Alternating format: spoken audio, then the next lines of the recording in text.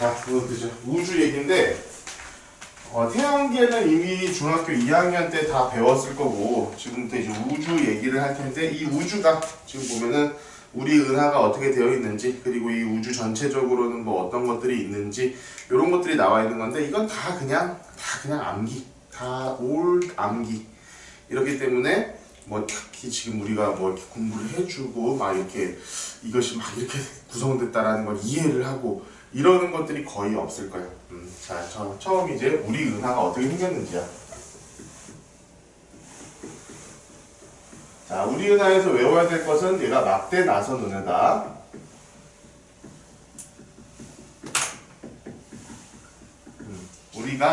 우리 은하가 어떻게 생겼냐면은 어떤 식으로 생기면 가운데 이렇게 쭉 어떤 별의 무리들이 있고 이 가운데가 어떤 굉장히 큰 사실 여기 블랙홀이 있어. 초거대 블랙홀. 블랙홀이 딱 가운데에 있는 은하의 모습을 가지고 있고 여기가 자 이렇게 그리고 이렇게 약간 태풍 모양으로 이런 식으로 생긴 은하 모양이야. 자 가운데에 이렇게 막대 모양이 이렇게 있다고 해가지고 이걸 막대 나선 은하라고 우리를 부르고 있고 실제로 거리라는 것 이 거리를 좀 외우고 있어야 돼. 여기서부터 여기 끝까지 거리가 10만 광년이야. 빛의 속도로 여기서부터 여기까지 10만 년이 걸린다는 얘기야. 그리고 이것은 지금 우리가 배운 파섹이라는 단위를 쓴다면은 10만 광년, 1광년이 1파섹이 몇 광년이었니? 3점 몇 파섹이었잖아. 그거 그냥 외우고 있으면 좋아. 1광년이 3.26인가 막 그럴 거야 아마. 자 10만 광년이면 이거 3000파섹 정도 된다고 생각하면 돼. 3000파섹 정도가 된다. 여기 지금 나와 있는 거야 지금. 3만이다 3만 파섹 정도가 되고 그렇지 1광년이 3광년이니까 그치 10만이잖아 그치 10만이니까 자 그 3000파섹 정도가 되고 태양계는 우리 은하의 중심에서 약 8500파섹 3만 광년 그러니까 태양계라는 게 어딨냐면은 요쯤에 있죠 우리 거의 그냥 여기 주변 변두리에 있어 변두리에 태양계가 태양계는 그래서 어디 정도 되냐 중심부에서 3만 광년 여기서 보면은 8500파섹 되어 있나? 8500파섹 이런 식으로 구성이 되어 있다. 우리 뒤쪽으로 그럼 2만 광년 정도가 더 있다는 얘기지. 그러니까 태양이라는 게 우리 은하에서 보면 있잖아 좀 주변부, 변두리에 있다라고 생각을 하면 돼. 변두리에 있다고. 자 이것은 우리 은하를 위에서 본 방면이야. 위에서 본 거. 그러면은 우리 은하를 이렇게 옆에서 보면 어떤 식으로 되어 있냐면은 이렇게 돼 있어. 자 이렇게 마치 이렇게 뭐 우주선처럼 이렇게 돼 있고 저 뭐 이게 크게 이렇게 돼 있고 여기 뭐 이런 식으로 옆에서 보면 이렇게 돼 있어. 이게 은하의 중심이고 여기가 은하의 중심이고 아까 말했지만 여기서부터 여기까지가 5만 광년 그렇지? 그리고 지구가 한 요 정도 한 3대 2 정도의 위치에 이렇게 위치하고 있다라는 거 기억을 했으면 좋겠고 자 여기에서는 이걸 좀 기억을 하고 있어야 될 게 봐봐 126페이지 봐봐 여기가 은하의 중심이야 은하의 중심이고 여기가 좀 이렇게 볼록 튀어나와 있잖아 별들이 많이 모여있는 구간이거든 별들이 이렇게 많이 모여있는 구간이기 때문에 여기를 뭐라고 그러냐면 팽대부라고 그래 이렇게 옆으로 팽창되어 있다고 해가지고 팽대부라고 그러고 여기는 이제 나선팔이라고 그래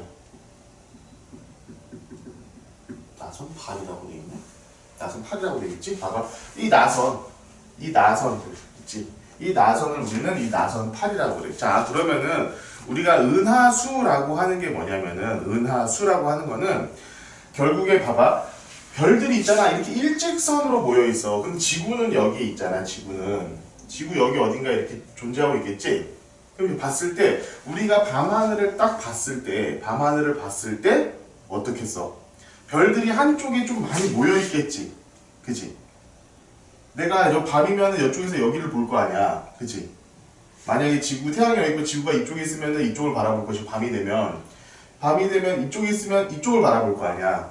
그지? 그러면은 내가 하늘을 딱 봤을 때, 자, 여기들은, 이쪽 부분들은 별들이 많이 없어. 듬성듬성 있어. 근데 아무래도 이쪽 은하의 중심 쪽이나 우리 은하의 나선 8 쪽을 보면은 별들이 많이 모여있는 곳을 보게 될 거 아니야. 그지? 그 별들이 많이 모여있는 곳이 이렇게 쭉 이어진다고 해가지고 그걸 은하수라고 부르는 거야. 자, 여기 봐봐. 여기 되게, 나 어제 이게 책 보다가 되게 이제, 야, 이거 진짜 대박이다. 이거 정말 잘 들어가 있는 자료다 싶었는데, 124페이지에 봐봐. 계절에 따라 다르게 보이는 은하수, 겨울철 은하수, 여름철 은하수 이렇게 해가지고 보이지. 실제로 은하수를 본 적은 없지 너희들. 잘 안 보여 지금은.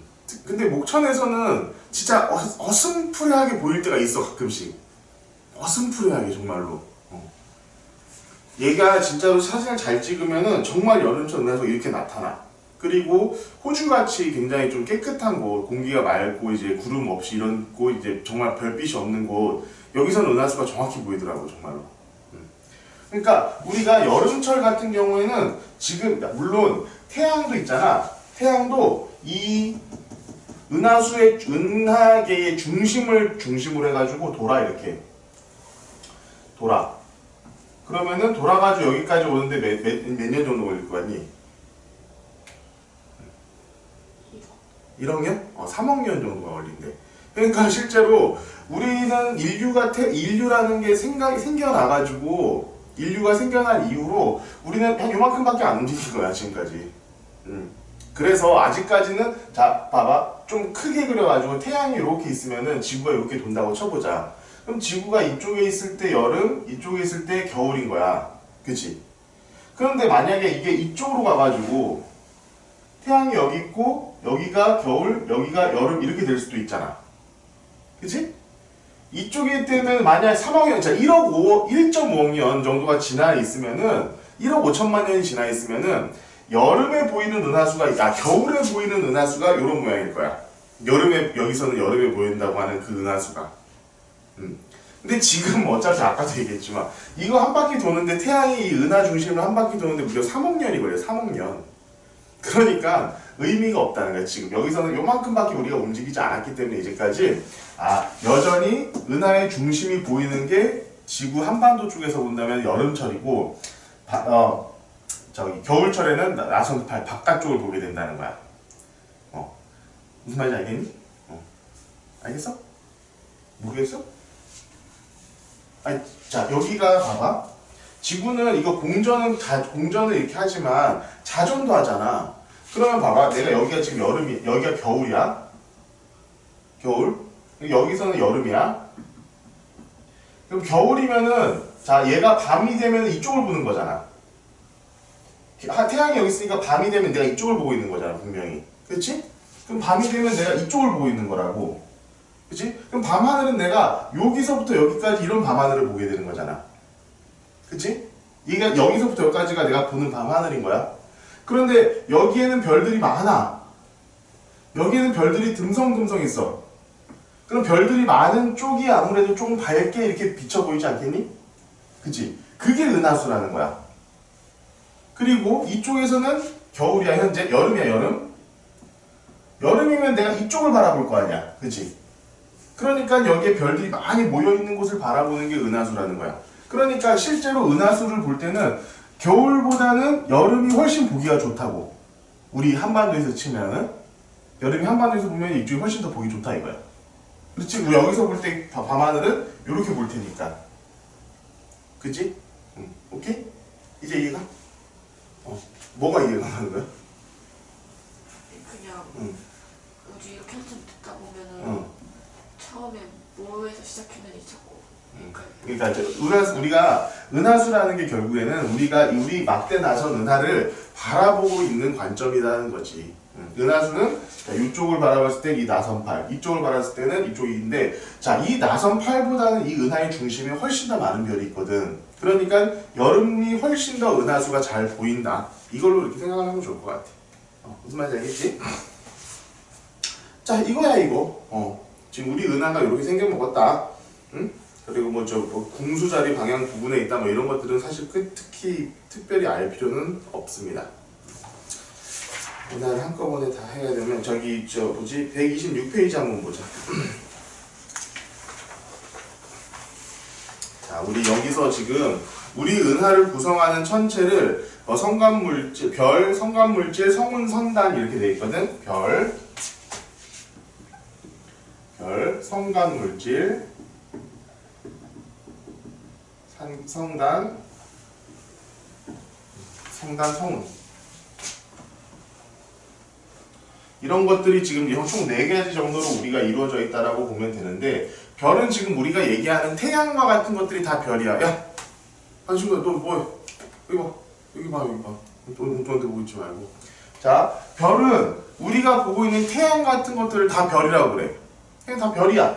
여기 있는 것들이 우리가 보는 이런 물질들이 대부분이 뭐야? 별이겠지, 별.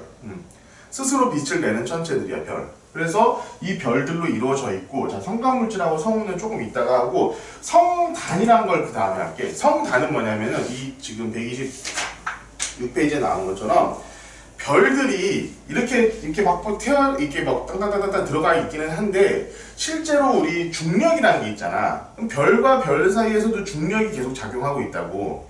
그렇게 하다 보니까, 자, 비슷한 크기의 별들이 좀 가까이에 있으면은 좀 끌려. 슬슬 끌려. 점점 가까워지게 된다고, 점점점 가까워지다 보니까 그 주위에 있는 별들이 한 곳에 모이려고 하는 성질이 있겠지. 그치? 그렇다 보니까 모여가지고 이렇게 하나의 무리를 이루게 되는데 그것을 바로 성단이라고 그래. 성단은 이 성자가 별 성자고 이게 단체할 때 그 단체야. 성단이라는 게 별들이 모여가지고 단체로 이룬 군집을 이룬 걸 우리는 성단이라고 불러. 성단인데 봐봐. 이 성단은 산기성단이라는 게 있고, 자, 산기성단이 있고, 구상성단이 있어. 자, 구상은 산계는 그냥 막 떨어져 있는 게 산계성단이야. 그리고 구상성단은 동그랗게 모여가지고 공의 모양을 하고 있다고 해가지고 구상성단이라고 그래. 자, 산계성단이 있고 구상성단이 있다. 자, 보면은 구상성단들이 이런데 많이 있어. 이렇게 위에 이렇게 있는데. 자, 우주의 전체를 내 은하를 옆에서 봤을 때 이 옆에 있는 것들, 얘랑의 것들을 우리는 뭐라고 하냐면 구상성단이라고 그래. 너희들이 한 번쯤 들어봤을 법한 것이 남반구에서만 보인다는 대마젤란 은하라든가 소마젤란 은하 이런 것들이 조금 구상성단에 가까운 애들이야. 얘네들은 왜 동그란 모양을 이루고 있고 얘네들은 같은 별들인데 왜 이렇게 막 흩어져 있는지를 한번 생각해 보자면은 산계성단들은 이렇게 우리 은하의 이 중심에 훨씬 더 많이 있다. 이런데 막 은하들의 여기에 지금 잔뜩 여기 산계성단들이 있어. 보면은 비교적 엉성하게 모여 있고 공 모양으로 빽빽하게 모여 있다. 자, 별의 개수는 수십 수만 개고 수만 수십만 개. 구상성단의 별이 더 많아. 자, 이것이 왜 그런지 알려줄게. 얘네들은 산계성단들은 만들어진 지 얼마 안 되는 별들이야. 만들어진 지가 얼마 안 되는 별들. 그리고 고온의 별들. 자, 별의 아직 별의 사이클이라는 걸 너희들이 아직 배우지 않았는데, 별은 크기가 크고 온도가 높으면 높을수록 금방 소멸돼. 자, 이거 외워. 별의 크기가 크고 온도가 높을수록, 별의 수명이 짧아. 대신 별이 크기가 작고 온도가 낮으면은 오래 살아. 자, 산계성단은 젊은 별, 젊고 큰 별들이야. 구상성단은 늙고 온도가 낮은 이런 별들이야. 그러니까 얘네들은 뭐야? 수명이 길다야. 산계성단들은 수명이 짧아. 그치? 자, 요것은 그냥 암기. 이것은 내가 별의 사이클이란 것은 너희들이 이제 고등학교 가야 배우는 내용이기 때문에 이것은 그냥 이러려니 해. 그러면은 산계성단들은 뭐야? 모이기 전에 구상성단으로 이렇게 아름다운 동그란 모양으로 모이기 전에 다 없어져 버린다는 거야. 구상성단은 뭐야? 워낙 수명이 기니까 수명이 긴 놈들이 계속 이렇게 예쁘게 모이다 보니까 아름다운 구의 모양으로 갖추어지게 됐다는 거지. 그래서 봐봐 밑에 파란색을 띠는 고온의 별들이야. 산계성단을 이루고 있는 거는. 그리고 구상성단을 이루고 있는 붉은색에 띄는 저온의 별이야. 우리 온도 지난번에 했던 거 기억나지? 빨간색부터 시작해가지고 파란색까지 점점 뜨거워지는 온도. 알겠지? 자, 이게 사실 중요해. 그러니까 별의 나이가 여기는 구상성단은 당연히 많을 것이고 산계성단은 그 구상성단보다 나이가 젊은 별들이 많이 모여있게 된다는 거야. 산계성단들은 이 우리 은하의 요 중심부들에 많이 모여있어. 그리고 구상성단 같은 경우는 이런 여기가 이 전체 크기 이렇게 위로 쭉 올라와 있는 것을 우리 헤일로라고 보거든. 헤일로. 이 헤일로 안쪽에 많이 분포를 하고 있는 것으로 지금 알려져 있어. 이게 바로 성단이야. 성단 모르겠는 거야. 얘가 알겠니? 성단에 대해서 성단 이런 거다. 지금 보면은 쭉 읽어보면 돼. 별들이 이렇게 하나씩 이루어져는 있지만 이렇게 중력 때문에 점점점 모여. 항상 모이게 되고 그 모였을 때 모이는 방식 처음에는 아마 구상성단이라는 것들도 산계성단식으로 모였을 거야. 그러다가 그 중에 이제 젊고 큰 별들은 다 없어져 버리고 좀 늙고 온도가 낮은 그런 늙은 별들이 모여가면서 점점 더 이쁜 딱 아름다운 이렇게 공 모양을 만들었겠지. 구형을 이루었겠지. 그치? 그렇게 되면서 이제 되는 건데, 이제 구상성단 같은 경우도 되게 이제 많아, 우리 그 은하계에. 그래가지고 이거는 뭐 연구 과제로도 되게 많이 사용이 되고 있는 것 같아, 내가 알기로. 내가 선생님이 잘 알고 있는 어떤 천문학 박사님도 이 구상성단으로 박사학위 논문을 썼더라고, 보니까. 아시겠습니까? 이거 누구지? 누구냐, 저기. 수현이 알겠니? 무슨 말인지 알겠지? 요거는 그냥 이거 암기해야 되는 거야. 자, 젊고 큰 별, 얘네들이 크고 온도가 높은 별들은 수명이 짧아. 좀 작고 온도가 낮은 별들은 수명이 길다. 우리 이거 다 그냥 그냥 단순히 암기를 해야 되는 부분이니까 자, 기억을 하고 있읍시다. 자, 앞으로 돌아와서 성간물질하고 성운이라는 걸 봅시다.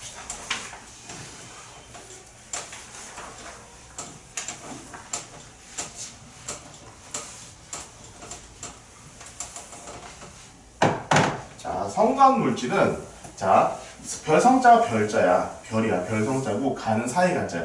별과 별 사이에 있는 물질들을 우리는 성간물질이라고 그러는데, 자, 이 물질이라고 해봐야 별게 아니야. 그냥 우주의 먼지들이라고 생각을 하면 돼. 근데 그 먼지들이 어마어마한 거지. 그냥 지금 우리가 생각하는 뭐 집에서 나는 먼지 이런 수준이라는 게 아니라 그 먼지들이 모여가지고 결국 별을 이루거든. 별. 그 정도로 많은 이 물질들이 존재를 하는데, 이 물질들은 결국 어디서 존재하는 거냐면은 아까 했잖아. 별이 엄청 크고 온도가 높으면은 빨리 죽는다고 그랬잖아. 죽으면 그냥 죽는 게 아니야. 이 별이 폭발하면서 죽어. 폭발하면 그 별들을 이루고 있는 여러 가지 물질들이 우주 공간으로 펼쳐지겠지. 그치? 그렇게 펼쳐지는 물질들이 이 우주 어딘가에서 계속 뭉쳐 다니는 거야. 그것을 우리는 성간 물질이라고 불러. 봐봐. 별과 별 사이에 넓은 공간에 퍼져 있는 가스와 티끌들, 예를 들면 수소와 헬륨 이런 것들이야, 사실은. 이런 것들을 성간 물질이라고 하는데, 이 성간 물질들이 모여가지고 결국 별이 만들어져. 이 별이 만들어지는데, 봐봐. 얘네 성간 물질들 한번 생각해봐. 성간 물질들은 아까 얘기해보였어. 별에 폭발하면서 남은 그 잔해들, 이런 것들이 성간 물질이 된다고 그랬지. 그럼 이 잔해들이 아주 미세하지만 다 무게를 가지고 있어. 질량을 가지고 있어. 걔네들이 질량을 갖고 있으니까 어떻게 되겠어? 뭉쳐. 또 뭉치기 시작해.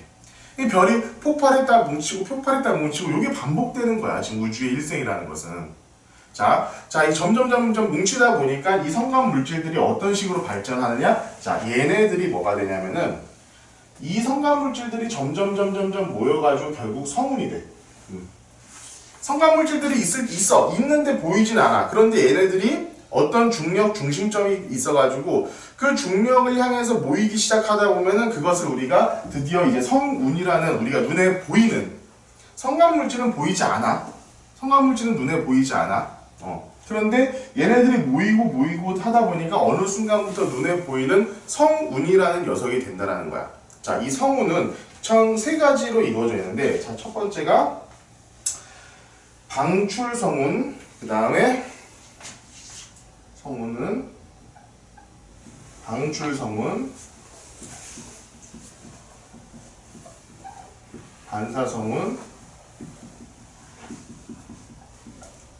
암흑성운. 이렇게 총 4가지로 나뉘어. 자, 근데 자 일단은 자 방출성운이 아니라 암흑성운부터 볼게요. 암흑성운부터. 자, 일단은 물질들이 모이기 시작했어. 자, 일단 물질들이 성간 물질들이 이렇게 막 분포되어 있었던 것들이 점점 뭉쳐가지고 모이기 시작했어. 이제 모이기 시작하는 거야. 그러면 어느 순간부터는 이제 우리가 뭐 예를 들면 먼지도 미세먼지 많아지면 뿌옇게 되잖아. 그런 것처럼 이 먼지나 티끌들이 많이 모이다 보면은 그것이 하나의 구름처럼 보이기 시작해. 그래서 운이야. 여기 운자가 구름 운자야. 이 안드로메다 성운은 왜 성운이라고 부르냐면은 안드로메다 은하야, 은하. 우리 은하계보다 더 큰 은하계야. 그런데 얘네를 우리가 별에서 봤을 때 이게 먼지들이 있는 것처럼 이렇게 뿌옇게 있더라. 그래가지고 우리 안드로메다 성운이라고 그때 당시 불렀던 거거든. 근데 지금 이제 안드로메다 은하로 바뀌어서 부르고 있지. 이 성운이란 건 뭐냐면 이제 별들이 만들어지기 위해서 이제 먼지가 뭉치다 보니까 여기가 뿌옇게 구름처럼 이렇게 보이기 시작한 거야. 자, 언제부터 시작하냐면 일단은 아예 이거랑 똑같다라고 생각은 하지 마. 그냥 간단하게 너희들은 설명해주기 쉽게 하기 위해서 얘기를 해주는 거야. 처음에 암흑성운으로 시작해. 뭐냐면은 자 일단은 먼지가 이렇게 모이는 거야. 먼지가 이렇게 모였어. 그러면은 우리가 지구에서 이렇게 얘네들 바라보고 있는데 얘네들 이렇게 바라보고 있는데 이 뒤에 어떤 광원이 있을 거 아니야. 별빛들 이렇게 빛을 내는 물질들이, 그렇지? 그럼 얘네 불빛들이 딱 들어오다가 얘네한테 딱 막히겠지, 그치? 우리 별은 이렇게 해가지고 다 우리한테 이렇게 별이 있다라는 걸 알게 되는데 여기엔 딱 구름에 멈춰가지고 빛이 딱 여기서 멈추는 거야. 멈춰. 무슨 말인지 알겠어? 가리는 거야, 빛을. 그리고 뭐 여기서는 이게 나지만 여기서 방출하는 어떤 빛의 에너지를 얘네가 흡수를 하기도 하고, 그치? 이거 나중에 이제 스펙트럼 분석이라는 걸 할 때 고등학교 때 다시 한번 배우게 될 거야. 간단하게만 생각해. 지금은 이런 성운들이 뒤에서 오는 별빛들을 흡수를 해버리는 거야.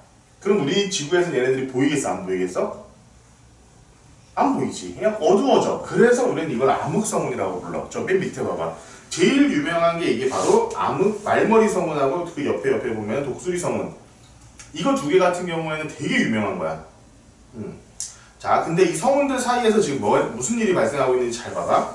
옆에 보면은 이 성운들 막 보이고 있는데 거기에 별들 하나씩 생기고 있지. 여기 지금 파랗게 보이는 것들 있잖아. 그치? 갑자기 빨갛게 굉장히 밝은 거라든가 이런 것들. 이런 것들이 지금 별이 만들어지고 있는 그런 부분들이야. 성운에서 다 별들이 만들어져. 말했잖아. 이 성간 물질들이 모여가지고 성운이 되고 그 성운들에서도 또 중심이 생겨서 뭉치다 보면 그게 별로 다시 생성이 되는 거야. 자, 일단 이런 암흑성운을 거쳐요. 그럼 이런 암흑성운은 어떻게 해서 온도가 굉장히 낮고 스스로 에너지를 발생시키지 못할 정도로 그냥 그런 곳을 우리는 암흑성운이라고 부르는 거야. 뒤에서 봐봐. 성간물질 뒤쪽에 별빛을 가로막다 보니까 어둡게 보이는 곳이다. 이것이 바로 암흑성운이다 라는 거 이렇게 지금 설명이 잘 나와 있어. 자, 이제는 얘네들이 있잖아. 어느 정도 점점 커졌어. 커지다 보니까 어떻게 돼? 좀 밀도가 높아지겠지. 커지다 보면 이제 좀 더 중심이 생기고 중력이 생겨가지고 조금씩 더 밀도가 높아지게 될 거야. 그렇게 되면 어떻게 되냐면은 이제 만약 달처럼 얘네들이 마치 달처럼 다른 별들의 별빛을 반사해가지고 내가 볼 수 있게끔 돼.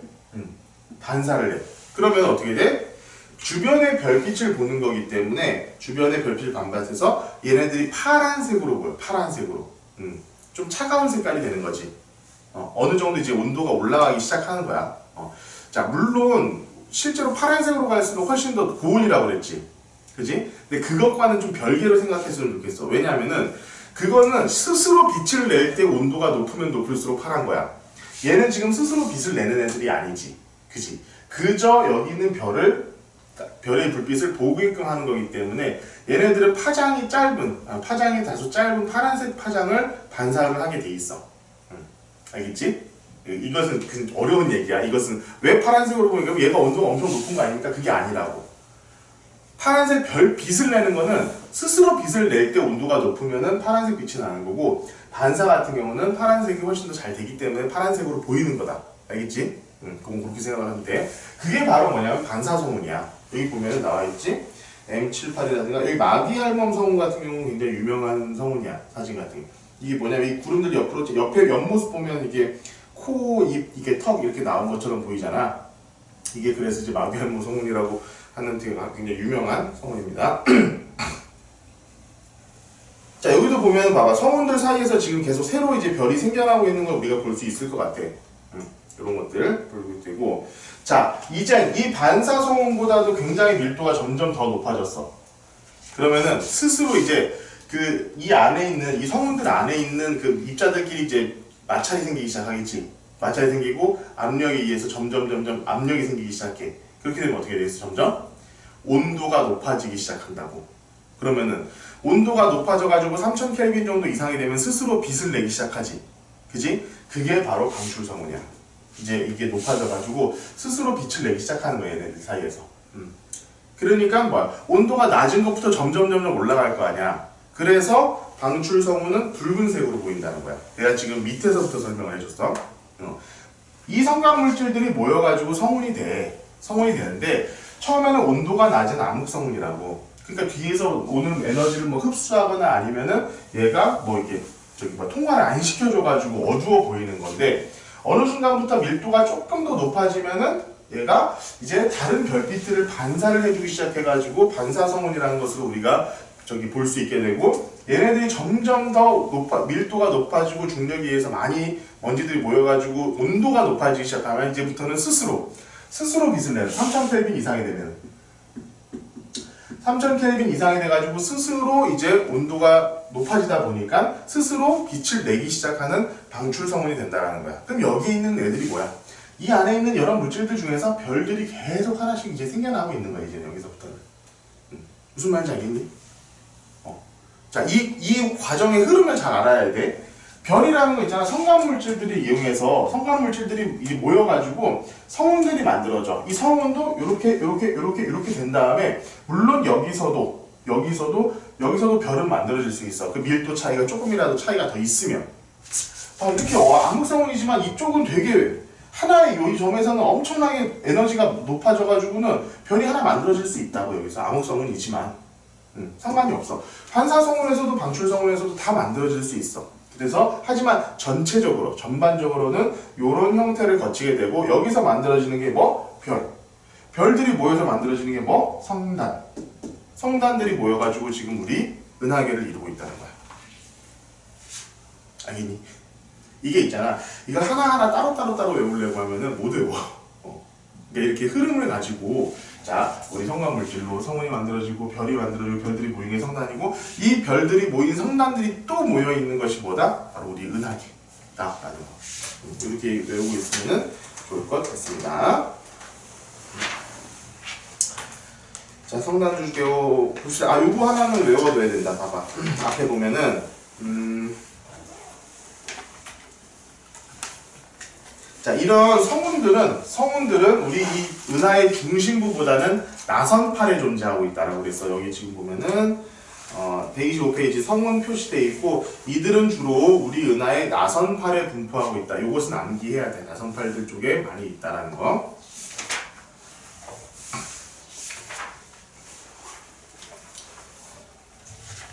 자, 이게 현재까지 이제 우리의 은하고 외부 은하는 우리 은하계가 아닌 다른 은하계를 말하는 건데 가장 가까이에 있는 은하계는 안드로메다 은하야. 안드로메다. 가장 가까이에 있어. 그리고 안드로메다랑 우리 은하는 언젠가 합쳐질 거라고 해. 몇백만 년이 지나면은 합쳐진다고 그러더라고. 자, 팽창하는 우주 보시라. 우주 팽창인데 자, 이것을 알아낸 사람은 여기 허블이야. 허블. 자, 여기 허블은 이름을 외워야 됩니다. 에드윈 허블. 허블 우주 망원경도 있지? 우주 공간에.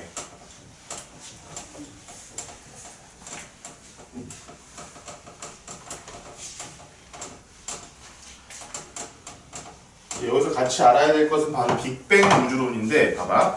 허블이 발견하게 된 게 이거야. 이제 이것은 조금 어려운 얘기, 도플러 이펙트라고 지난번에 혹시 얘기했던 거 기억나니? 도플러 이펙트, 너네가 아니라 고등학생이었구나. 자, 우리가 이런 거 얘기 한 번쯤 들어봤을 거야. 사람이 여기 서 있어. 내가 같은 거리에 이렇게 예를 들어서 같은 거리가 있는데 앰뷸런스가 이렇게 지나간다 이거야. 소리를 내면서. 그러면 앰뷸런스가 여기 위치에 있을 때 그리고 여기 위치에 있을 때 얘가 내는 소리가 내 귀에 들릴 거 아니야. 그치? 내 귀에 들릴 때 어떻게 되니? 여기서의 소리의 크기와 여기에서의 소리의 크기 어떻게 된다고 알고 있니? 이거 들어본 적 없어? 자, 이거는 뭐냐면은 얘가 이쪽으로 방향을 운동하고 있으면 나에게 다가오고 있으면 소리가 크게 들려. 나에게서 멀어지고 있으면 여기서 작게 들려. 왜냐하면 봐봐. 얘는 나랑 분명히 거리가 같아. 거리가 같은 데서 똑같은 크기의 소리가 나고 있는데 나한테 다가오고 있을 때는 크게 들리고 멀리 가고 있을 때는 작게 들린다는 거야. 자, 이걸 뭐라고 하면 도플러 효과라고 그래. 도플러 효과. 자, 이거는 사실은 크다 작다라고 하기보다는 사실은 이것은 주파수가 높기 때문에 높은 음이 들린다는 거예요. 예를 들어서 뭐 이거 나도 음악은 잘 모르는데 얘가 이 소리 내는 음이 솔이라고 한번 해보자. 솔이라고 하면은 얘 같은 경우는 라 정도로 들리게 되는 거고 얘 정도에서는 파 정도로 들리게 된다는 거야. 음의 높이가 얘는 높고 음의 높이가 얘는 낮아져. 자, 이거 같은 경우는 너희들 주파수 얘기 들어봤니? 파동 얘기했었잖아. 파동 얘기 들었지? 파동. 음색이 달라지고 이게 주파수가 이게 진동수가 빨라지면은 음이 높아지고 이 파형이 똑같으면 음색이 같다 이런 거 들어본 적 있지? 그거야. 얘는 주파수가 높아져. 주파수가. 자, 얘는 이런 파동이 발생하는 애인데 얘가 나한테 가까이 오다 보니까 얘가 파동이 이렇게 압축이 돼버려. 얘 같은 경우는 파동이 이렇게 늘어져 버려. 이렇게. 그래서 얘 같은 경우에는 얘는 지금 소리라는 소리를 내고 있지만 내가 정지된 내가 듣고 있는 입장에서는 얘가 오면서 압축을 시켜. 물론 이건 아니긴 하지만 오면서 압축시키는 효과가 생겨가지고 이렇게 주파수가 높아지게 되고 얘 같은 경우는 일로 가면서 늘어지는 효과가 생겨가지고 좀 더 낮은 음이 들리게 된다는 거야. 이걸 뭐라고 하면 도플러 효과라고 그러고 실제로 우리가 우주를 관측할 때 이게 되게 중요해. 예를 들면 저 별빛이 있잖아. 한 빨간노초 파란보에서 노란색 정도로 보여야 돼. 노란색 정도로 보여야 되는데 실제로는 빨간색으로 보인다는 거야. 실제로는 빨간색으로 보인다는 거야. 이게 왜? 이거 지금 너희들 이해할 필요도 없다. 그러면은 뭐냐면은 노란색보다 빨간색이 주파수가 낮거든. 이렇게 돼 있거든. 그러니까 얘는 뭐야? 늘어진 거야. 늘어지고 있는 거라고. 그러면 뭐야? 이 늘어지고 있다는 것은 내 입장에서 봤을 때 저 녀석은 나로부터 멀어져 가고 있는 거잖아. 그치? 가까이 오고 있으면은 주파수가 높아지겠지. 자, 빨주노초 파란보 하면은, 자, 빨주노초 파란보까지는 여기가 주파수가 낮아. 주파수가 낮고 여기는 주파수가 높아. 그러면 빨주 노란색. 원래는 노란색으로 보여야 할 어떤 별이 있는데 걔가 빨간색으로 보인다고 한다는 것은 뭐야? 나로부터 멀어지고 있다는 얘기가 되는 거고 걔가 보라색 정도로 보인다는 것은 나한테 가까이 오고 있다는 그런 얘기가 되는 거야. 자, 이것은 물론 음파고 얘는 전자기파지만 효과는 완전히 동일해. 똑같아. 그렇기 때문에 이것을 빨간 쪽으로 간다고 해가지고 적색편이라고 그러고 보라색 쪽으로 간다고 해 자색편이 이렇게 얘기도 하긴 해. 근데 우리 이제 적색편이만 다루게 되지. 왜냐면 우주는 팽창하고 있기 때문에. 자, 허블이 관측한 게 이거야. 허블은 그 윌슨산 천문대인가? 내 기억이 잘 안 나네. 천문대가 어디냐면 산 꼭대기에 있는 그냥 망원경이야. 망원경. 큰 망원경 거기서 이제 근무를 하면서 이제 매일 밤마다 별들을 관측하지 않았겠니? 그러니까 걔네들을 다 하나 전부 다 이렇게 자료를 만들고 있는데 재밌는 사실을 발견하게 된 거야. 아니 저 별은 분명히 노란색이어야 되는데 왜 계속 빨간색으로 보일까? 저 별도 마찬가지. 그것들을 일단은 쭉 그냥 막 도표에다 표시를 해봤어. 표시를 해보다 보니까 어떤 식으로 지금 도표가 나타났냐면은 자, 거리가 있고 적색편이 그런 것들을 이렇게 하다 보니까 이렇게 나타나더라 이거야. 우리가 지금 현재 여기서부터 거리가 먼 별일수록 거리가 먼 별일수록 이 적색 편의가 굉장히 심하게 나타나는 이런 특징을 발견하게 된 거야. 그래서 야 이거 뭐야? 저기 있는 별이 점점 멀어지고 있는 거잖아. 근데 우리보다 거리가 여기 봐봐. 지구가 여기 있고 별이 여기 있는 별과 내가 여기 있는 별을 관측을 했는데 자 얘가 멀어지는 것보다 얘가 멀어지는 게 훨씬 더 빠르더라 이거야. 거리가 멀수록 적색 편의가 많이 일어나는 데 있더라 이거야. 그러니까 얘가 엄청 빨리 멀어지고 있고 얘도 멀어지고 있고 이것을 관측을 한 거야 허블이. 그러면 이거 야 잠깐만 계속 이렇게 멀어지고 있다면은 자 시간을 거꾸로 돌려봅시다. 그러면은 시간을 거꾸로 돌려가지고 얘네들이 점점 가까워 보면은 결국 우주라는 것은 단 한 점에서 시작한 거 아닐까? 그게 바로 빅뱅 우주론이야. 그게 바로 빅뱅 우주론. 가장 우주 이 138억 년 전에 이 무한소의 점에서 뭐 대폭발과 함께 뭐 뻥 하고 터지고 이런 게 아니야. 그냥 어떤 그 펑에서 갑자기 뭐 어떤 그 이것을 뭐 빅뱅이라고 표현을 했을 뿐이지만 빅뱅이라는 어떤 이런 사건으로 인해 가지고 이 우주의 모든 것들이 생겨났다는 게 바로 우주 빅뱅 우주론이야. 지금 현재로서는 거의 정설로 받아들여지고 있어. 이거야. 지금 봐봐.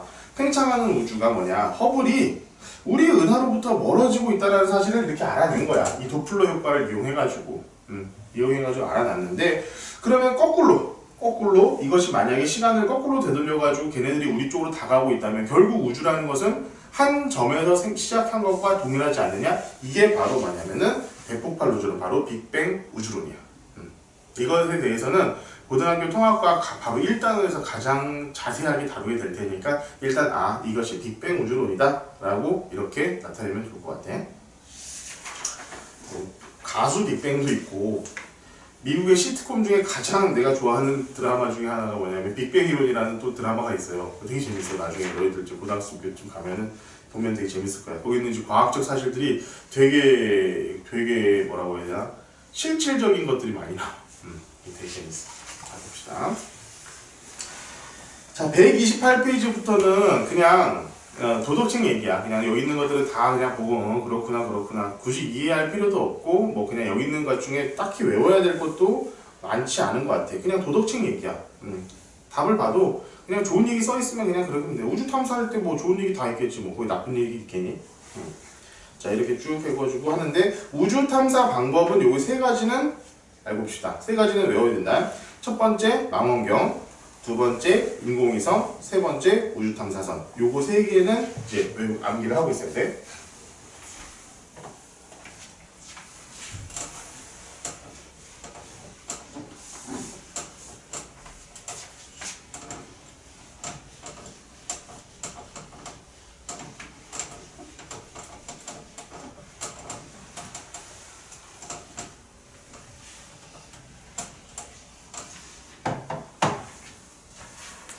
자, 망원경은 지구상에서 내지는 우주 공간에 망원경을 띄워가지고 그것을 별을 보는 거야. 실제로 가장 많이 사용되는 방법이 이 망원경을 이용한 방법이야. 망원경을 이용해서 별들을 관측하고 그 별들의 밝기라든가 뭐 이런 것들을 관측해가지고 우리가 알게 되는 게 이제 망원경을 이용한 우주 탐사고, 인공위성은 인공위성을 자 물론 지구 주위를 도는 인공위성들도 되게 많이 있지.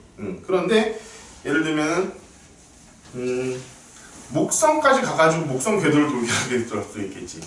화성 가가지고 화성 궤도를 돌고 있게도 할 수 있겠지. 그래서 화성 지도는 다 있어 실제로. 화성에 지구 우리 보면은 구글 지도처럼 해가지고 우리 전 지구를 다 볼 수 있잖아. 어디에 뭐가 있다라는 거 위성 지도로. 그것처럼 화성도 이미 그렇게 지도가 만들어져 있어. 화성 같은 경우도. 지구 그 위성 돌 그 화성을 계속 빙글빙글 돌면서 찍은 거야 사실은. 그래가지고 그걸 다 이렇게 만들어 놓은 게 현재 화성에도 화성 지도도 존재할 수 있지. 그렇죠? 이런 게 바로 인공위성을 위한 것이고, 우주 탐사선 이거 같이 뭐 보이죠? 이런 것들 지금 현재 태양계를 벗어나고 있지. 이런 것들로 인해 가지고 우리가 예를 들어서 뭐 탐사를 할 수 있다. 하지만 사실은 그냥 간단하게 얘기하자면은 우주에 대해서는 모르는 게 훨씬 더 많아. 몰라. 뭔지 몰라. 그냥 이럴 거다라는 가설 있고 그 가설을 하나하나 증명해 나가는 그런 과정일 뿐이지 아직도 우주는 있잖아. 우리가 모르는 게 훨씬 더 많다라는 거야. 우주 탐사의 성과 2. 제일 처음 우주를 발사하는 게 러시아의 스푸트니크 1호야. 자, 여기서 알아야 될 것들은 좀 몇 개만 암기를 하자. 1957년에 스푸트니크 1호 이게 지금 가장 지구에서 먼저 우주 공간으로 쏘아 올린 인공위성이야. 여기 보면은 저기 옆에 나와 있지. 128페이지 밑에 나와 있지. 스푸트니크 1호. 그리고 자 1960년대, 1969년일 거야. 그때 아폴로 우주선에 의해 가지고 달 탐사, 달에 처음으로 인간이 발을 내디뎠지. 그게 바로 이제 1969년일 거야. 자, 1990년대 이후로는 정말 뭐 어마어마한 기술 발전 때문에 뭐 소행성도 탐사할 수 있고 위성이라든가 이런 데도 막 탐사를 하러 다니고 굉장히 많은 일들을 하고 있어. 야, 이곳에서 사실 여기서 제일 많이 쓰게 되는 게 함수야, 함수. 뉴턴 중력을 이용한 그런 수학을 이용해가지고 다 해야 돼. 모든 것들은 전부 다. 자, 우리나라는 쭈루루루룩 하다가 요거 하나, 우리 옛날에 우리별 1호 1992년도니까 선생님도 이제, 완전 애기 때지. 애기 때가 한 중학교 때 정도 됐던 것 같아. 그때 중학교 1학년 때인가 우리별 쌌다고 해가지고 그때 난리 버거지를 쳤던 기억이 나는데, 아직도 선생님이 기억나는 건 뭐냐면, 우리별 1호가 이렇게 생겨졌어. 진짜 무슨 이렇게다 여기 요런 모양의 그냥 도대체 아직도 그냥 이해는 안 가. 요런 모양의 인공위성이었어 우리별 1호가. 아니 내가 왜 기억하냐면은 내가 이 중학교 1학년 때 미술 시간에 이걸 그렸던 기억이 나 아직도. 그래서 우리별 1호 우리가 맨날 신문이라든가 그때 인터넷이 어디 있고 뭐가 어딨냐 그냥 신문이라든가 이런 과학 잡지 같은 거에 나왔을 때 이런 모양이길래 그리고 여기 위에 그지가 1m가밖에 안 됐어. 완전 작은 애지, 완전 작은 애. 근데 그것을 시작으로 이것도 우리나라가 로켓을 쏜 건 아니야. 인공위성을 만드는 것보다 더 힘든 건 있잖아. 이것을 쏘아올리는 로켓 기술이 사실 제일 힘든 기술이거든. 그런 기술을 갖고 있는 나라가 전 세계 몇 군데 없어. 그래서 우리별 1호를 아리안 로켓, 프랑스의 아리안 로켓에다가 실어가지고 쏘아올린 이후에 이런 거 지금 발사했고 현재 지금 천리안 위성까지도 다 지금 발사되고 사용하고 있고. 지금 2009년도에 나로우주센터라고 이제 외나루도 있잖아. 그 남해 쪽에 외나루도가 있는데 그 외나루도에다 현재 우리나라 나로우주센터 있고 거기서 2013년도에 나로 로켓을 발사했지. 망했지. 2번인가 쏴서 다 폭발했어. 제대로 뭐가 되지 않았어. 자, 우주 탐사의 의의 이거 다 좋은 얘기인데 마지막 거 5번. 자, 우주 탐사를 위해 개발된 첨단 기술이 실생활에 적용돼서 우리 삶의 질을 높이고 있다. 자, 요거를 좀 잘 이해해 두고 거기서 보면 안경테, 정수기, 전자레인지, 에어쿠션 운동화, GPS 이런 것들이 다 우리가 우주 탐사를 위해서 개발됐었던 그런 얘기야. 너희들 안경테가 이제 우주 탐사를 위해서 썼다는 거 되게 좀 의아하지 않냐? 이게 뭐냐면은 우주 비행사라든가 이런 사람들 이 보호 안경이라든가 이런 것들을 사용하다가 이렇게 알게 됐다고 그러더라고. 이게 사용되기 시작했다고 그러더라고. 이런 것들을. 나는 이해가 안 가는 것 중에 하나가 이거야. 그런데 옛날에 사람들이 안경을 안 쓴 건 아니었거든, 내가 알기로는. 근데 이것이 그렇다라고 하니까 나도 그냥 그렇다라고 가르쳐는 주는데 좀 잘 이해는 안 가. 정수기 같은 경우는 뭐냐면은 우주 비행사들이 물을 마셔야 될 거 아니야. 그치? 근데 예를 들어서 아폴로 16, 아폴로 19, 아폴로 우주선이 달을 갔잖아. 달 갔다 오는 동안 그 사람들이 물 먹어야 될 거 아니야. 그치? 그 물을 못 먹으면 죽으니까 물을 먹을 수 있도록 해야 되는데 그렇다고 해가지고 최소한도로 문제를 줄이는 게 가장 중요한데 우리가 달까지 가려면은 달까지 갔다 오는데 물을 내가 그걸 계속 소비할 수 있는 것들을 거기다 우리가 가져갈 수가 없잖아. 그래가지고 우리 몸에서 나오는 땀이라든가 소변 이런 것들을 정수해가지고 다시 먹을 수 있는 시스템을 만들었어. 그게 바로 정수기야. 지금 현재 우리가 사용하고 있는 정수기. 이 정수기는 현재도 지금 다 사용을 하고 있어 실제로. 에어쿠션 같은 건 뭐냐면은 이게 퉁 떨어지잖아. 예를 들어서 달에 이게 툭 떨어져야 되잖아. 우리 탐사선이 떨어져야 되잖아. 그때 그 충격을 흡수해야 되잖아. 그 충격 흡수하기 위해서 이런 에어쿠션 같은 것들을 사용했던 것들이 이제 운동화에 적용이 된 거고. 자, 이런 것들이 있습니다. 자, 130페이지 봅시다.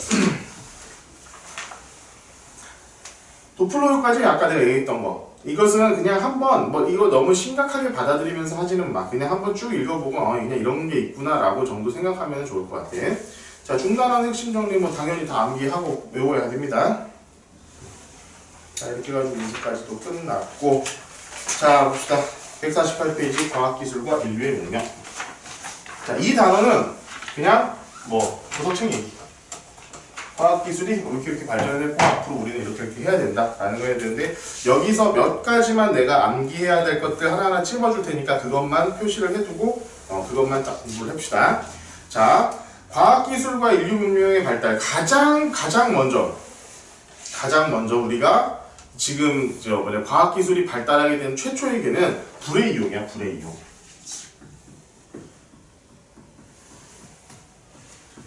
불을 이용하게 됨으로써 뭐 예를 들어서 무기를 굉장히 튼튼하게 만든다거나 아니면은 뭔가 우리가 새로 뭔가를 만드는 것이 가능해졌고 실제로 불을 이용해 가지고 음식을 조리해서 먹으면서 우리가 에너지를 그러니까 어떤 뭐 동식물들에서 얻어지는 그런 영양분을 이 몸에서 흡수하기가 굉장히 좋아지기 시작했어. 그게 사실은 불을 이용해 가지고 그렇게 조리를 해 먹었다는 게 좀 어떻게 보면 인간들이 지금 현재 전 지구를 지배할 수 있게 되었던 어떤 원동력이지 않을까 싶다라는 생각을 하는 사람들도 있어. 자, 토기 제작, 청동 이용, 철의 이용, 뭐 우리는 뭐 철기 시대, 뭐 청동기 시대 이런 것들 다 봤지? 이런 게 신문물이었던 거야 그때 당시만 해도. 청동이 훨씬 더 철보다 무르지만 더 먼저 사용할 수 있었던 거는 청동을 재련할 수 있을 만큼의 온도를 올리가 훨씬 낮기 때문에 철을 재련하는 것보다 청동을 재련하는 것이 훨씬 더 쉬웠기 때문에 청동이 먼저 사용이 된 거고 실제로 강도는 청동보다는 훨씬 더 철이 세지. 이런 것들은 뭐 한국사 배울 때도 다 배웠을 거야 한 번씩. 자, 인류 문명의 발달에 영향을 미친 과학. 여기서 이름 외웁시다. 태양 중심설 코페르니쿠스. 코페르니쿠스는 반드시 외워야 됩니다.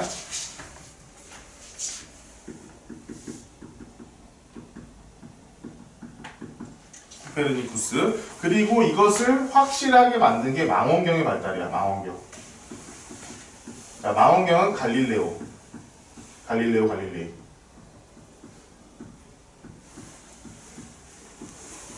요것도 우리 머릿속으로 암기를 하고 있어야 되는 거야. 그 다음에 두 번째가 여기서 우리 좀 중요한 것은 세포의 발견.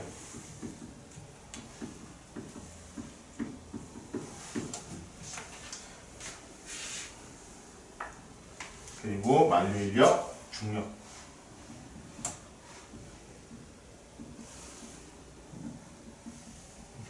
중력 법칙.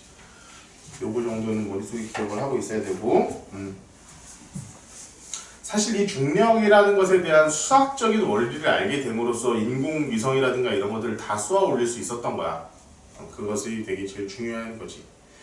자, 149페이지에 과학기술과 문명의 발달. 인쇄를 통해서 우리의 지식을 후대로 전달할 수가 있어. 이렇게 책을 만들 수 있었으니까.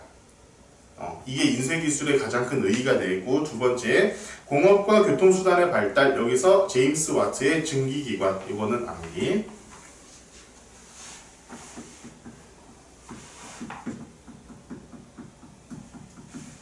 얘가 2차 산업혁명이지.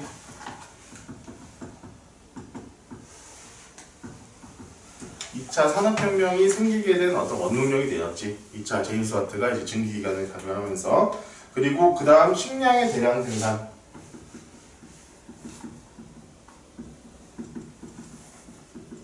자, 하버라는 사람이 있어.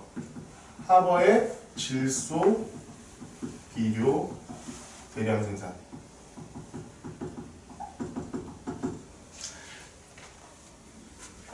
자, 암모니아를 합성해가지고 질소, 비료를 대량적으로 생산하게 됐어. 자, 우리 몸을 이루고 있는 건 다 단백질이야. 몸을 이루고 있는 건 전부 다 단백질이야. 그런데 이 단백질은 질소가 필요해. CHON 중에 질소가 반드시 필요하다고. 그런데 그 질소라는 게 지구 대기상에는 엄청 많지만 그것을 활용할 수가 없어. 그러니까 삼중결합이라서 굉장히 강한 결합을 하고 있기 때문에 그걸 활용하지 못해. 활용할 수 있는 유일한 방법이 뭐냐면 첫 번째가 번개가 칠 때 우리 대기 중에 있는 질소가 분해가 돼. 그때 활용할 수 있고 두 번째 같은 경우에는 너네도 혹시 이런 거 들어본 적 있니? 뿌리혹 박테리아라는 거 들어본 적 있니? 콩에 이제 뿌리에 보면은 박테리아가 있는데 어떤 게 뿌리혹 박테리아, 홍 모양으로 이렇게 뿌리에 이렇게 있어. 걔네가 어떤 거냐면 대기 중에 있는 질소를 분해를 해주는 그런 박테리아야. 뿌리혹 박테리아를 통해 가지고 질소를 얻을 수 있어. 그래서 우리가 밭에서 나는 고기라고 하는 게 뭐야? 콩. 콩에 단백질이 많은 이유가 그 뿌리옥 박테리아가 콩 뿌리에 있어. 그래가지고 콩 같은 경우는 단백질을 가져요. 이게 바로 식물성 단백질이지. 그래 플러스 해가지고 우리가 흔히 바로 지금 동물성 단백질이라는 건 결국 그냥 고기를 통해 가지고 섭취가 가능한 거고. 그런데 이런 생명체는 모두 다 단백질로 이루어져 있어. 그럼 우리가 예를 들어서 쌀을 많이 생산하고 싶으면 이 쌀 같은 경우도 결국엔 뭐야? 쌀의 열매는 탄수화물이지만 쌀 알은 탄수화물이지만 이 쌀을 받치고 있는 줄기라든가 뿌리 이런 것들은 다 단백질이야. 아미노산이라고. 그럼 얘네들이 자라려면 걔네들도 당연히 질소가 필요하겠지. 근데 이 질소가 별게 없었다고. 근데 이런 질소 비료를 대량 생산할 수 있게 됨으로 인해 가지고 그 식물들, 우리가 양식이 되는 어떤 이런 식물들을 많이 키울 수가 있게 된 거야. 이 사실 이거 엄청난 혁명이야. 이 사람은 그래가지고 노벨상을 받았어. 이 하버는. 식량 대량 생산이 가능하게 되었다. 자, 세 번째, 백신의 개발.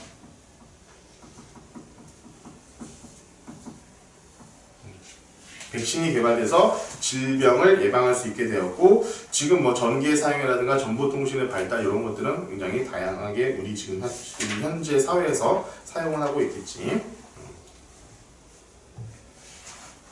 자, 150페이지. 150페이지하고 151페이지는 그냥 쭉 보면 돼. 쭉 보면 돼. 이거 뭐 전혀 뭐 가르쳐주고 말고 할 것이 없고. 자, 여기 뭐 150페이지는 그냥 한번 쭉 읽어보세요. 읽어봐. 내가 읽어봐도 뭐 딱 별 내용이 없어. 그냥 그래 좋은 내용 좋은 내용 이러고 마는데, 자 151페이지에서 조금 우리가 좀 공부를 해야 될 부분들 이런 것 이름이 좀 이상한 처음 듣는 것들은 어떤 거냐면은 뭐 나노 기술이란 거. 나노 기술은 뭐 나노는 어디야? 나노라는 단위는 10의 마이너스 9승이야. 예를 들어서 나노미터라고 하면은 10의 마이너스 9승 미터야. 그러면은 10을 몇 단위로 줘요? 1억 개를 쪼개가지고 하나. 굉장히 작은 거지. 아주 작은 것들에 대한 기술을 우리는 이게 나노 기술이라고 그러는데, 물질을 나노미터 크기로 작게 하면은 고유의 성질이 바뀌어서 새로운 특성을 갖는 것을 이용해서 뭐 만들어진다. 이것을 우리 나노 테크놀로지라고 그러고. 그리고 요즘 생명공학 기술, 이게 좀 가장 핫하고 뜨는 분야지. 유전자를 우리가 이미 다 게놈이라고 해가지고 인간의 유전자는 이미 다 분석이 되어 있어. 그래서 이 유전자를 조작을 하는 거야. 예를 들어서 새로운 생명체에다가 그 유전자를 조작해가지고 걔네들을 이제 예를 들면서 어떤 사람은 지난번에 우리 유전에서 배웠지만 생명이 나올 수밖에 없는 그런 상황이야. 그런데 엄마와 아빠의 유전자를 조작해가지고 그 생명 유전자를 내가 없애버릴 수도 있겠지. 그치? 없애가지고 그 다음 대에는 생명이 생기지 않도록. 그런데 이것은 가장 큰 문제가 뭐냐면은 우리 인간의 유전에 대해서 되게 연구하기 어렵다는 게 뭐였어? 한 세대가 길고, 두 번째는 이게 과학적인 문제가 아니라 사회적인 문제야. 이거는 또 인류학적인 문제가 돼버린다고. 그것이 인간적으로 맞는 방법이냐 이런 거에 대한 연구. 그런 것들이 좀 문제가 돼가지고 현재 잘 연구가 되고 있지는 않지만, 어쨌든 지금 유전자 조합 기술은 계속 사용이 되고 있어.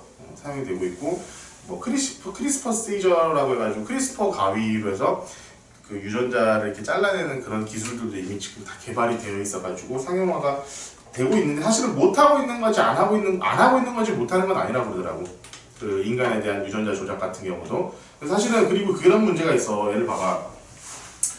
그 유전자가 있잖아. 우리가 물론 다 알고는 있다고 쳐도 그 유전자가 갖고 있는 것들이 다른 유전자에 영향을 미칠 수 있는 그런 요거는 우리가 알 수가 없거든, 사실은. 만약에 지난번처럼 얘기했던 것처럼 생명 유전자를 그래 띄어내가지고 정상 유전자를 갖다 붙여놨다고 치자. 정상 유전자를 갖다 붙여놨어.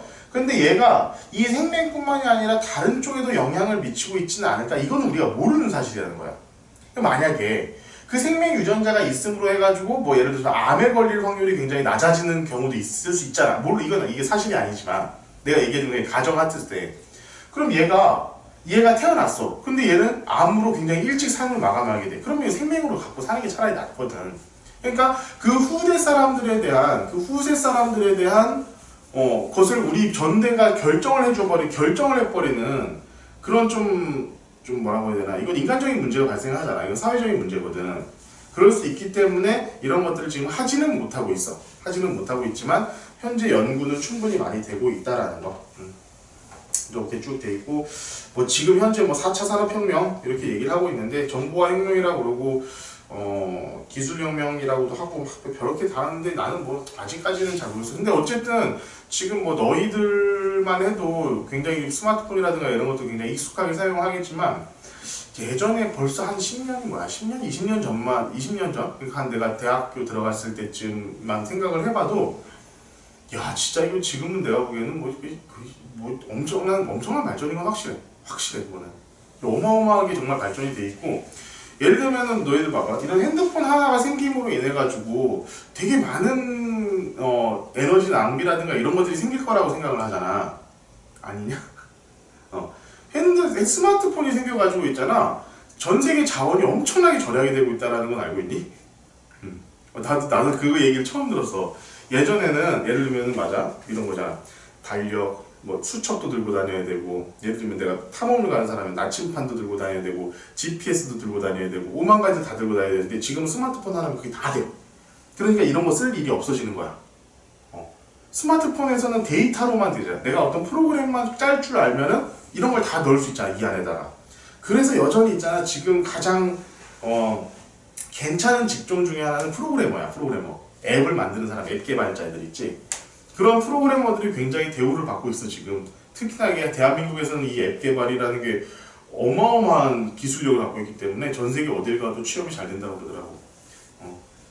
일어나? 미국 가고 싶으면 프로그래밍을 배우세요? 너 지금 이렇게 똑바로 안 듣고 하면 못 배우고 있나 그러니까. 자 알겠지? 자 요거는 다시 한번 얘기하지만 도덕책 얘기야. 문제도 보면 알겠지만 이게 무슨 문제야 이런 싶을 정도로 굉장히 그냥 좋은 얘기 써놓으면 다 답이 되는 그런 얘기니까 그렇게 어렵게 생각하지 맙시다. 자 일단 잠깐 쉬었다가